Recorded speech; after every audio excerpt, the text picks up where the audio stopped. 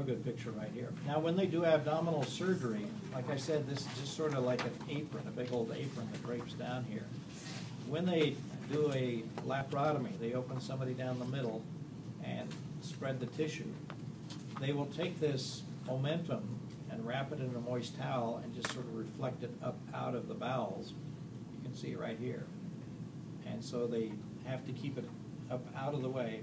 You can see it's attached partially to the transverse colon up here. Here's the asemicolon. And then here are all your small intestines right here. And that gives them access to the bowels to do whatever procedure they have to on them. But they have to keep that membrane untangled. You don't want to roll it up out of the abdomen.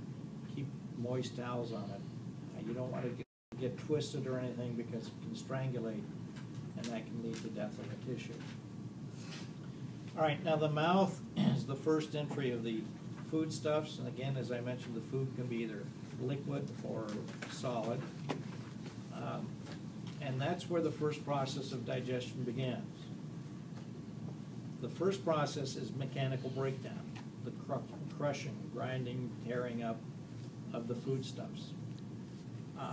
And as I mentioned, lipids are broken down into their simplest form, into fatty acids, carbohydrates into simple sugars, glucose, fructose, lactose,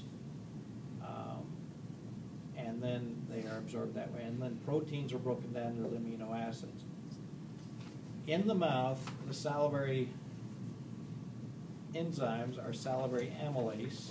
Salivary amylase breaks down carbohydrates, begins to break down the carbohydrates. And lingual lipase. Lipase begins the breakdown of the lipids or fats. These are released from the salivary glands, and they begin the process of breaking down carbohydrates and lipids. Protein digestion does not begin in the mouth. Your mouth consists of your lips, your cheeks, your tongue, your teeth, salivary glands, and your palate. And the hard palate is the roof of your mouth. The soft palate is the posterior part, which consists of part of the uvula and the back of the throat. And as I mentioned before, the mouth is lined with stratified squamous epithelium. Now, adults have 32 teeth.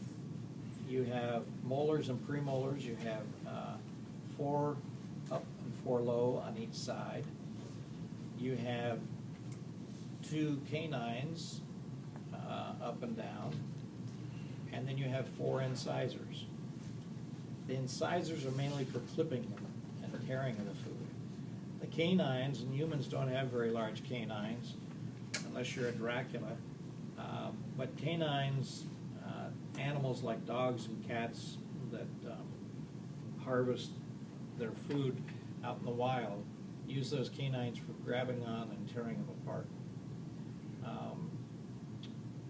I don't emphasize the teeth. If you're going in to do dental hygiene, you're going to get more about teeth than you ever want to know. So, but we do have models in the lab. I don't think I've ever asked any questions on them on the test. As we look in the throat here, then you can see the tongue right here. The tongue is attached to the floor of the mouth by what is called the lingual frenulum. And there's also a labial frenulum, superior and inferior, that keeps your lips attached to your mandible and maxilla. And some people are into cutting that frenulum so that their tongue just flops around in their mouth. Why you would do that, I'm not sure, but it helps to keep your tongue from reflecting back into your throat. And I've even seen some people who literally split their tongue to have a forked tongue.